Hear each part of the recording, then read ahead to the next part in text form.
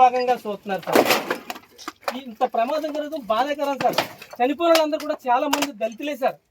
వాళ్ళందరికీ కూడా వాళ్ళ కుటుంబాలను ఆదుకోవాలని ఒక ఆలోచన లేకుండా రాత్రి ఆ శవాలన్నీ కూడా పోస్ట్ మార్టం లేకుండా పూర్తి చేశారు సార్. రాత్రి 12 గంటలు పోస్ట్ మార్టంకి వెళ్ళిన బాడీ ఏదైనా వస్తుంది సార్. ఇటువంటి ప్రశ్నించే గొంతులు ఏవైతున్నాయో వాళ్ళని కూడా ఇందులో ఇరికించాలి. ఇవో దళితున్న నన్ను ఇది వరకు కూడా నాకు సంబంధం లేని దాంట్లో ఇరికించారండి. ఇవాళ కూడా జగన్ గారి పాంప్లెట్ ఇక్కడ ఉంది, దీని వెనకాల వైసీపీ ఎంపీపీ పాత్ర ఉంది. నేను ఒక దళితుని కాబట్టి కదా సార్, నేను నా దళిత కుటుంబాలు న్యాయం చేయకపోయి నన్ను కూడా ఇరికిచ్చే కోణంలో చూస్తున్నారంటే ఇక్కడ జరిగిన సంఘటన జరిగినట్టే ప్రతి కోణంలో జరిగింది.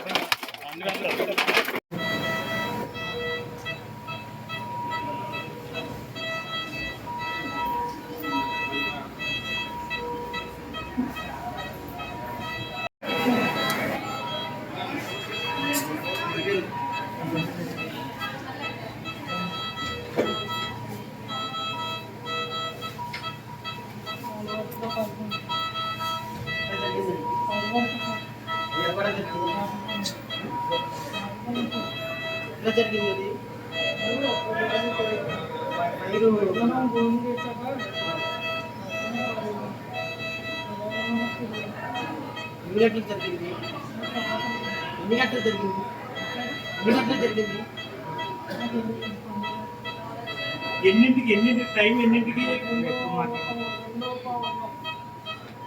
ఎంతమంది ఉన్నారు అప్పుడు?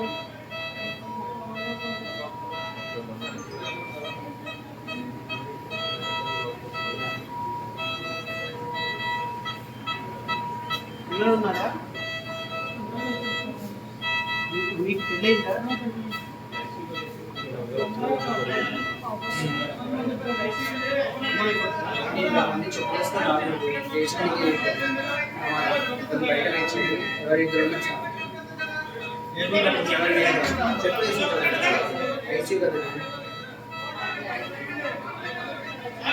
సంఘటన సభ్య సమాజం చేదరించుకునేటువంటి సంఘటన. 2026 సంవత్సరంలో కూడా చట్టాలు ఇంత కఠినంగా ఉన్నటువంటి వ్యవస్థలో కూడా ఇలాంటి దురదృష్టకరమైనటువంటి సంఘటనలు జరిగి మన తోటి సహోదరులను సహోదరీమణులను పోగొట్టుకోవటం అనేది అత్యంత బాధాకరం. ఎందుకంటే చనిపోయిన వారి కుటుంబ సభ్యులకి నా ప్రగాఢ సానుభూతి, మా పార్టీ తరపు నుంచి కూడా ప్రగాఢ సానుభూతి తెలియజేస్తున్నాం. వారి కుటుంబ సభ్యులకు కూడా ప్రగాఢ సానుభూతి తెలియజేస్తున్నాం. అయితే రాష్ట్రంలో ఉన్నటువంటి ప్రజలందరూ మరొకసారి ఈ దురదృష్టకరమైనటువంటి సంఘటనకి కారణం ఎవరు అనేటువంటి అంశం మీద చాలా స్పష్టంగా ఆలోచించాల్సిన సందర్భం. ఒక 4 రోజులు హడావుడి చేస్తారు ఇలాంటి సంఘటనలు జరిగినప్పుడు. 4 రోజుల తర్వాత అధికారులు పని మామూలే, ఇలాంటి మ్యానుఫ్యాక్చరింగ్ యూనిట్స్ పెట్టుకున్న వాళ్ళ పని మామూలే, అధికారులు వాళ్ళ దగ్గర నుంచి లంచాలు తీసుకోవటం మామూలే, వాళ్ళ పనులు వాళ్ళు చేసుకోవటం మామూలే. ఇక్కడ జరిగే వైలేషన్ జరుగుతూనే ఉంటుంది, పోయే ప్రాణాలు పోతూనే ఉంటాయి, జరగాల్సిన ఆస్తి నష్టం జరుగుతూనే ఉంటుంది. 4 రోజుల హడావుడి తర్వాత మళ్ళీ మర్చిపోతాం. మీడియా సోదరులు మర్చిపోతాం, మేము మర్చిపోతాం, రాజకీయ అధికారంలో ఉన్నటువంటి వ్యక్తులు మర్చిపోతాం. కానీ దీనికి ఎక్కడ ఫుల్ స్టాప్ పడాలి అనేది మనందరం కూడా ఆలోచించాలి. దీనికి ఒక ఫుల్ స్టాప్ అయితే పడి తీరాలి. నేనంటాను, ఈరోజు జరిగినటువంటి దుర్ఘటనకి ప్రత్యక్ష పరోక్ష కారణం కూటమి ప్రభుత్వమే. కూటమి ప్రభుత్వంలో ఉన్నటువంటి పెద్దలు, కూటమి ప్రభుత్వంలో ఉన్నటువంటి ముఖ్యమంత్రి, ఉప ముఖ్యమంత్రి, హోమ్ మినిస్టర్, దీనికి ఉన్న ఇండస్ట్రియల్ మినిస్టర్ దీనికి ప్రత్యక్షంగా కారణమని అయితే మా పార్టీ ఆరోపిస్తుంది. ఈరోజు ఈనాడులో వచ్చినటువంటి ఒక చిన్న మాటని, పత్రికలో వచ్చినటువంటి వార్తను నేను మీడియా సోదరులకు చదివి వినిపించే ప్రయత్నం చేస్తాను. 33 బాణసంచా తయారీ కేంద్రాలకు అగ్నిమాపక నో అబ్జెక్షన్ సర్టిఫికెట్లు లేవు. ఈనాడు అమరావతి రాష్ట్రంలో 87 బాణాసంచా తయారీ కేంద్రాలు ఉంటే వాటిల్లో 33 కేంద్రాలకు అగ్నిమాపక నిరభ్యంతర పత్రాలు, వాట్ యు కాల్డ్ ఎన్ఓసి, లేవని తనిఖీల్లో వెల్లడైంది. ఇవన్నీ కాకినాడ, తూర్పుగోదావరి, డాక్టర్ అంబేద్కర్ కోనసీమ, అనకాపల్లి మండల పరిధుల్లో ఉన్నాయి. బాణాసంచా తయారీ కేంద్రాన్ని ప్రారంభించే ముందు ఆయా కేంద్రాల్లో ఎలాంటి అగ్నిమాపక భద్రతా చర్యలు చేపట్టాలి, ఏ అగ్నిమాపక పరికరాలు అందుబాటులో ఉండాలనే అంశాలను సూచిస్తూ అగ్నిమాపక శాఖ ఎన్ఓసి జారీ చేస్తుంది. రెవెన్యూ శాఖ నుంచి లైసెన్సులు పొందిన తర్వాత బాణాసంచా తయారీ కేంద్రాల నిర్వాహకులు ఎవరు అగ్నిమాపక ఎన్ఓసీలు రెన్యువల్ చేయించుకోవటం లేదు. ఏదైనా ప్రమాదం జరిగినప్పుడు లేదా దీపావళి సమయంలో తనిఖీలు ఉంటాయి. రెవెన్యూ, పోలీసు, కార్మిక, అగ్నిమాపక శాఖలు కలిసి సంయుక్తంగా చేపట్టాల్సిన ఉమ్మడి తనిఖీలు కూడా సరిగ్గా జరగటం లేదు. ఈ నిర్లక్ష్యానికి, ప్రమాదానికి బాధ్యులు ఎవరు? ఈరోజు ఒక ప్రధాన పత్రికలో వచ్చినటువంటి అంశాన్ని నేను మీకు సోదరులకి, రాష్ట్ర ప్రజలకి, మీడియా సోదరుల ద్వారా చదివినిపించా. రాష్ట్రంలో ఏ బాణసంచి తయారీ కేంద్రానికి కానీ, ఏ కోల్డ్ స్టోరేజ్కి కానీ, ఏ ప్రమాదకరమైనటువంటి ఫ్యాక్టరీలో కానీ pollution control board no objection ఉండటం లేదు, కన్సెంట్ ఆఫ్ ఆపరేషన్స్ ఉండటం లేదు, ఎన్ఓసి అగ్నిమాపక ఎన్ఓసి ఉండటం లేదు. అగ్నిమాపక ఎన్ఓసిని, పొల్యూషన్ కంట్రోల్ పర్మిషన్ని తీసుకుంటే కొన్ని లక్షల రూపాయలు కట్టాల్సి వస్తుంది అని అధికారులు వీళ్ళు రాజకీయ నాయకుల తొత్తుల్ని మేనేజ్ చేసి రెవెన్యూ శాఖ, పోలీస్ శాఖ, పొల్యూషన్ కంట్రోల్ బోర్డు అండ్ అగ్నిమాపక శాఖ ఏ విధమైనటువంటి అనుమతులు మంజూరు చేయకపోయినా రాష్ట్రంలో కొన్ని వేల ఫ్యాక్టరీలు ఈ విధంగానే రన్ అవుతాయి. నేను మీ ద్వారా రాష్ట్ర ప్రజలకు కోరుతున్నా, గౌరవ ఉప ముఖ్యమంత్రి పవన్ కళ్యాణ్ గారి శాఖలో పనిచేస్తున్నటువంటి పొల్యూషన్ కంట్రోల్ బోర్డు పర్మిషన్ లేకుండా నిన్న జరిగినటువంటి ప్రమాదానికి కారణాన్ని ఎవరని చెప్పాలి, మీరే ఒకసారి ఆలోచించమని కోరుతున్నా.